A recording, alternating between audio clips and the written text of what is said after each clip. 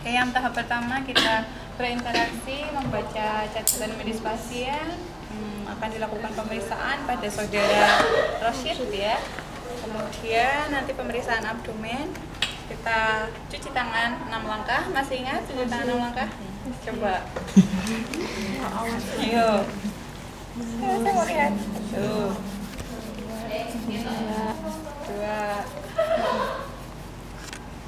2. Tiga mana tinggi? Tiga.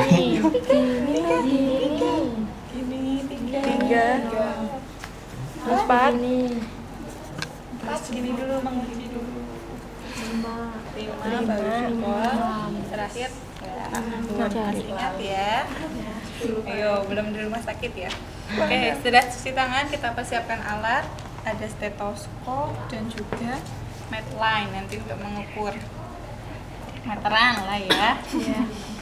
Atau medline. Sudah, kita siap ke pasien ya. Selamat siang Mas Rosyid. Masih ingat dengan saya Mas? Masih ya. Baik, sayang hari ini tugas pagi Mas dari jam 7 sampai jam 2 siang nanti. Nah, tujuan saya kemari ingin melakukan pemeriksaan pada perut ya. Gunakan istilah yang dimengerti pasien. Nanti kalau abdomen dia nggak tahu sudah takut duluan. Ya, mau memeriksa perutnya Mas Rosyid ya, karena kemarin ada keluhan sakit di bagian perutnya ya Mas ya. Jadi kita akan periksa. Nanti waktu yang diperlukan sekitar 10-15 menit. Ada yang mau ditanyakan dulu Mas? Ya, ada. Tidak ada? Bisa kita mulai sekarang? Bisa ya? Baik, kita jaga privasi klien, tutup sampiran atau tutup pintu ya kalau misalnya di ruangan. Kemudian Mas Rosyid bisa dibuka bajunya, misalnya belum dibuka ya. Permisi Mas Rosyid, saya buka selimutnya. Nah, kalau ini ya ada handscoon, bisa menggunakan handscoon. Tapi di sini saya tidak menggunakan karena nanti saat perkusi biar terdengar lebih jelas suaranya. Kemudian kita pertama inspeksi, kita lihat perutnya bentuknya simetris ya, warna tubuhnya juga normal dengan warna tubuh lainnya. Kemudian ada garis di sini, garis perut, stretch mark ya mungkin. Kemudian tidak ada bekas luka di bagian perutnya, tidak ada kemerahan. Mungkin kalau pada ibu hamil ya ada garis-garis striae namanya. Tapi garisnya tidak mendatar seperti ini ya, garisnya ke bawah, itu normal pada ibu hamil, namanya striae. Kemudian umbilikusnya juga normal antara proses sipoid dan simfisis pubis ya, normal. Kemudian kondisinya juga bersih, umbilikusnya tidak ada kebiruan di sekitar umbilikus. Oke, sebentar ya.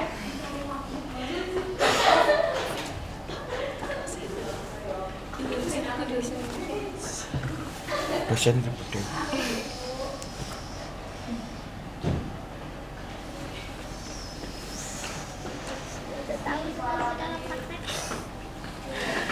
Oke, kita lanjut ya. Tadi sampai umbilikus letaknya normal, karena kondisinya bersih, tidak ada discharge ataupun sekret di sekitar umbilikus. Kemudian untuk mengetahui tadi ya hernia umbilikus, Mas Rosyid bisa angkat kepala sedikit. Nah, seperti itu ya. Di sini tidak ada tonjolan massa. Nah, ini hanya otot-otot perut. Jadi bukan massa ya. Nanti langsung nih. Sudah, ya. Kemudian sekarang kita auskultasi. Lanjut.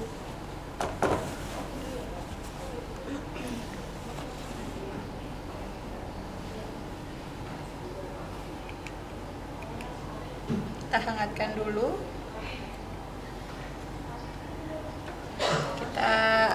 Mas Rosyid, saya akan mendengarkan suara perutnya. Nanti tolong jangan berbicara dulu selama saya periksa ya. Kita dengarkan dari kuadran kanan atas.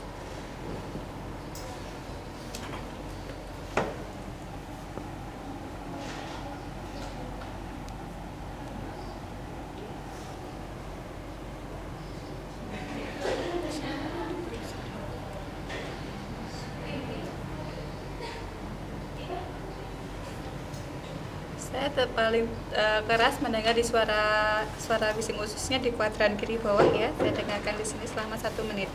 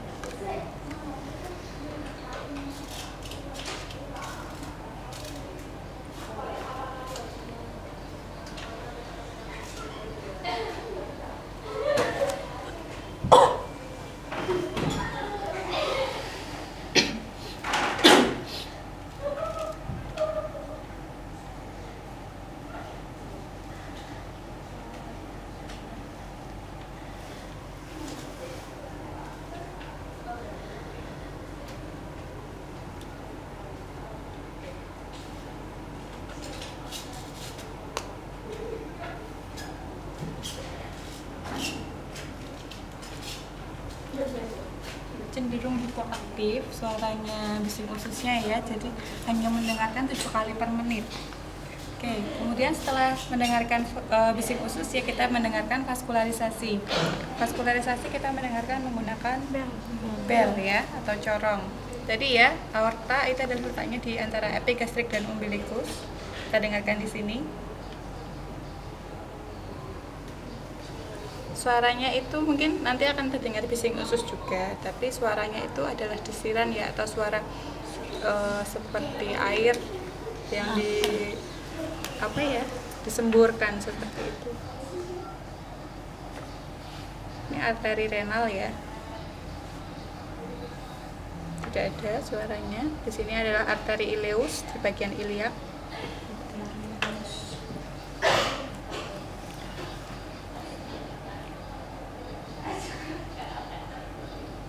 Kemudian di arteri femoralis di lipat paha. Oke, tidak terdengar suara vaskularisasi, jadi normal. Kemudian sekarang kita perkusi. Perkusi di ke-13 titik dulu, mulai dari kuadran kanan atas ya. Ini adalah suara timpani. Dengar? Bisa dengar ya? Saya ulangi.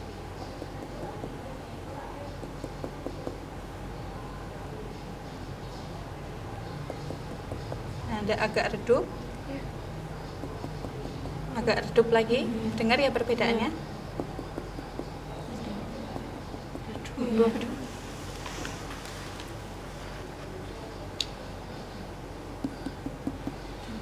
Timpani ya, nyaring lagi timpani, kemungkinan dia di lambung. Timpani juga. Ini agak redup. Ini agak ke bawah lagi ya. Sini, ke sini sejajar. Timpani ya ini. Ke bawah. Oke, seperti itu ya. Nanti bisa kalian cocokkan kalau mau praktek pakai bukunya itu. Kemudian setelah kita perkusi ke 13 titik sudah bisa membedakan suara redup dan timpani. Sekarang kita perkusi ke organ hati untuk mengetahui batas atas dan batas bawah. Jadi ya di mid clavicula sini bawah. Bisa kita perkusi mulai dari atas sini atau langsung di sini juga boleh. Tapi kalau untuk lebih jelas mendengarkan bisa mulai dari atas. Nanti suaranya apa di sini? Sonor. Hampir seperti timpani tapi dia agak berat. Seperti itu.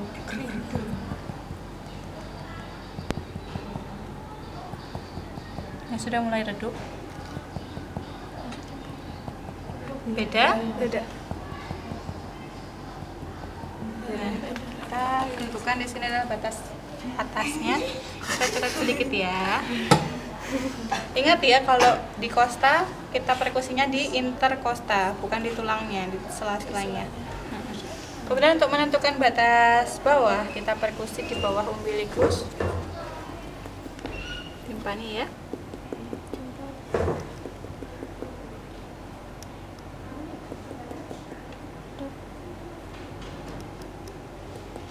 Sudah mulai redup ya. Sudah mulai redup di sini, kita beri tanda saja.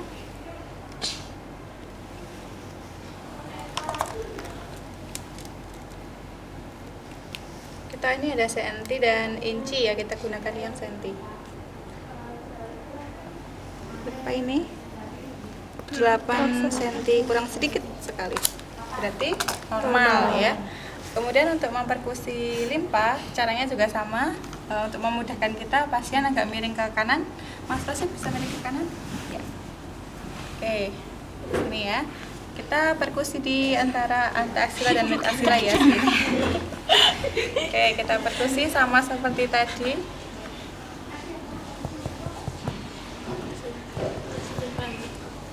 Sonor. Mulai redup ya. Ya, mulai redup ya.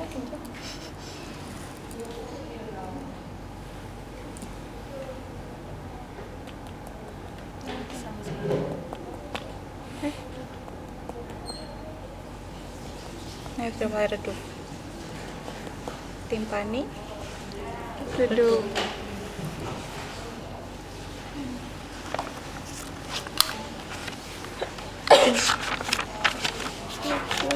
Tujuh setengah ya. Normalnya sama untuk limfa dengan hati 6 sampai 12 cm juga. Jadi masih dalam batas normal. Sudah bisa berbaring lagi Mas Rosid.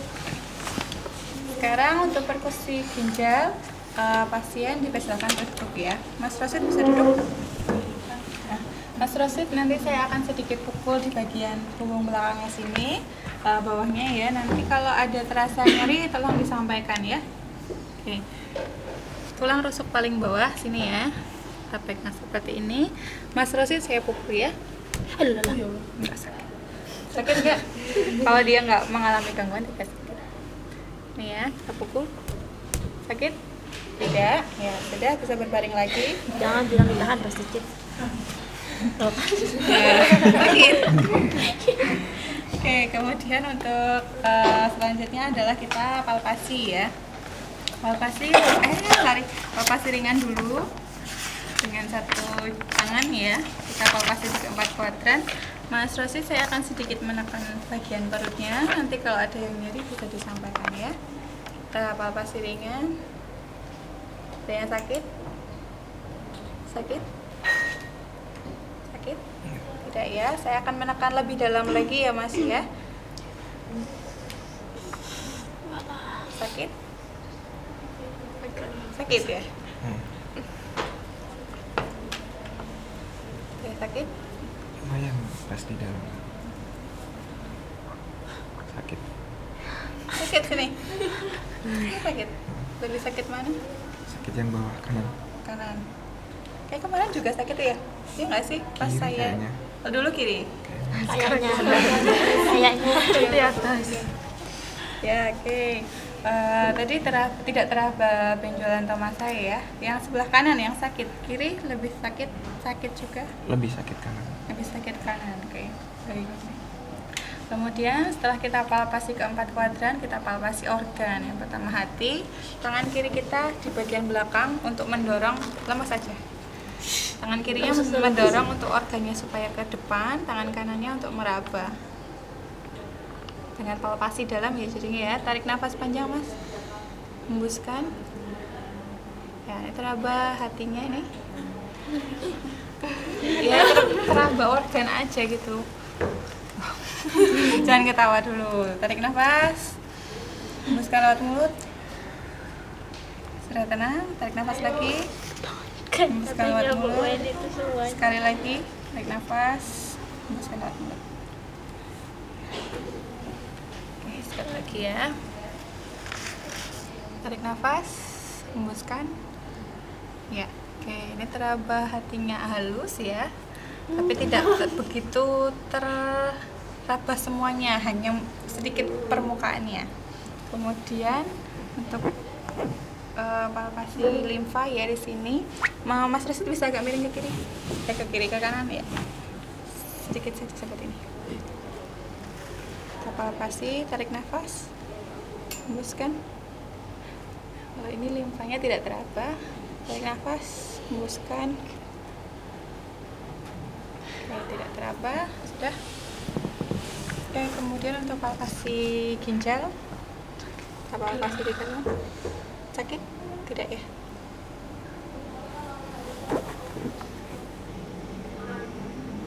sampai rumah sakit cit. Ya, tidak teraba ginjalnya. Oke. Memang untuk hati, limpa dan ginjal pada orang dewasa tidak teraba, tapi kemungkinan pada orang yang kurus bisa teraba ya. Jadi kalau nanti kalian misalnya memeriksa terus teraba, hasilnya kalian identifikasi permukaannya apakah dia halus atau ada benjol-benjolannya, keras atau lunak seperti itu ya. Nanti saya tidak perlu memaksa kalian harus bisa meraba gitu ya, karena itu perlu latihan banyak dan jam terbang. Yang penting kalian bisa dengan tekniknya dengan benar dulu. Oke, kemudian yang terakhir kita palpasi kandung kemih juga ya.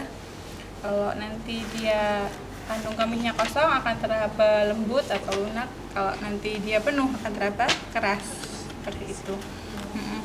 Jadi itu untuk pemeriksaan abdomen. Kemudian kemarin saya sampaikan ada pemeriksaan tambahan ya. Ada namanya pemeriksaan appendicitis ya. Appendicitis tahu? Usus buntu. Letak appendix tadi di sebelah mana?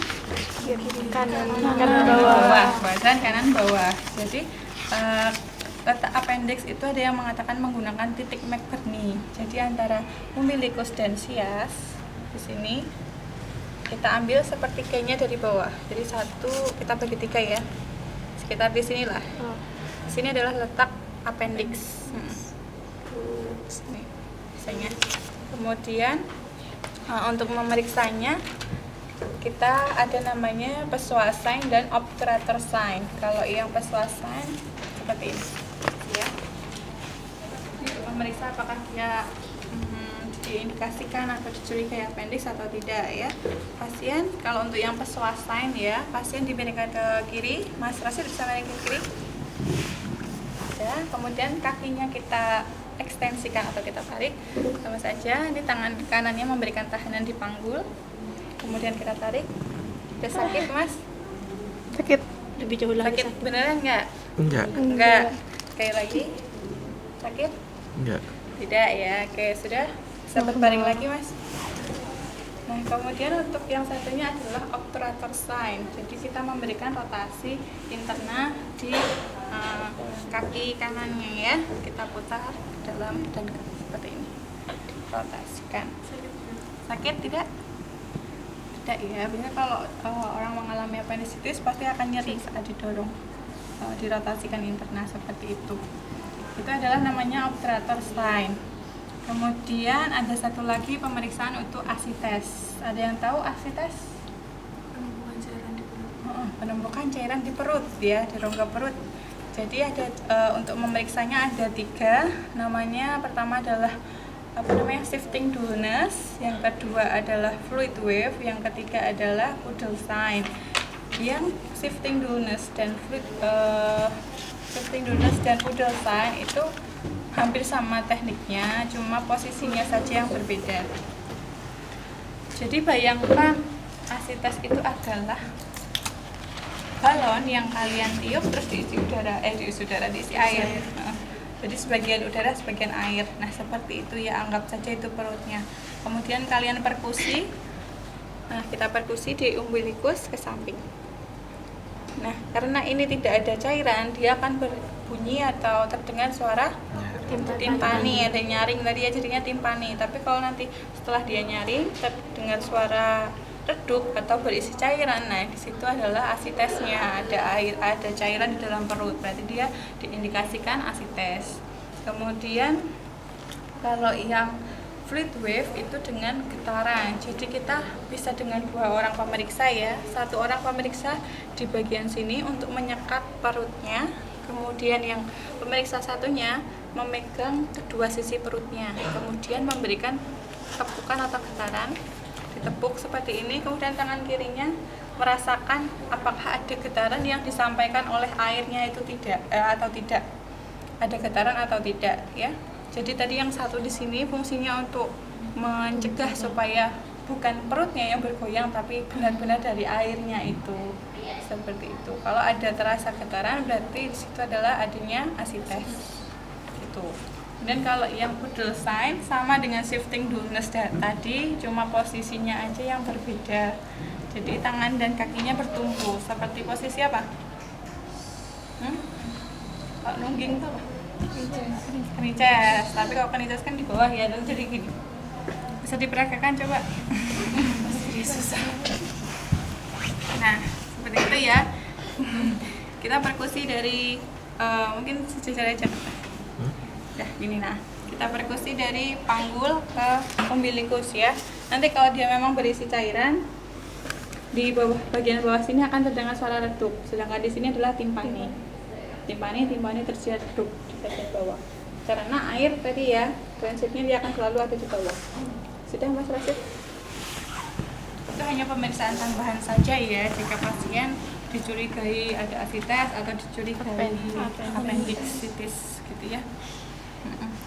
Oke, baik Mas Rosid, saya sudah selesai melakukan pemeriksaannya. Secara keseluruhan hasilnya normal, cuma tadi ada sedikit nyeri ya Mas ya di bagian kanan bawah ya, perut kanan bawahnya. Oke, nanti mungkin bisa dilakukan pemeriksaan lebih lanjut dengan lab ataupun ronsen ya Mas ya. Baik, sebelum saya tinggalkan ada pertanyaan Mas?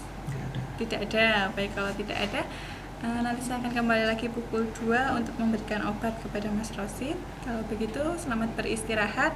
Tadi kerjasamanya sudah bagus sekali, ya. Saya permisi dulu. Oke, jangan lupa tadi ya berikan reinforcement positif kepada pasien. Cuci tangan.